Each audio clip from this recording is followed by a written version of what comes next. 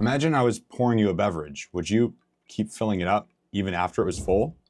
Well, of course not, because that would make a fucking mess. But this is exactly what you do when you go past failure, do forced reps and drop sets and all that bullshit. Once you hit task failure, your brain has reached your maximum tolerable perception of effort, meaning your brain says, no, we're not gonna do another rep anymore. It's too fucking hard. So your glass is already full. Every rep you do after that isn't adding more productive stimulus. It's just adding more fatigue. And here's the thing. Well, the fatigue doesn't help you grow more. It actually takes away from your results, because we know that fatigue limits high threshold motor unit recruitment, the amount of muscle fibers you can actually activate in a set. Now, here's a better strategy. Take that rest. Let that glass empty. Let the fatigue dissipate. Because when you rest about 3 to 5 minutes in between sets taking a failure, you give yourself the ability to produce high effort in those next sets. So let's say in my next set, maybe I don't fill it up all the way full, because we know that each set you do is less effective than the one before it. However, instead of just spilling over and wasting my effort, I am proactively adding stimulus with this workout. And that is why you shouldn't just spill water chasing pain. Train with intensity, rest, let yourself recover, and then go again. And that's exactly the shift that my clients make. Moving away from grinding past failure and doing these stupid intensifiers to actually making sure they're training with purpose, taking each set to failure and then letting themselves do that again. Because regardless of who you are and how long you've been training, effort is always better when it coincides with a good strategy.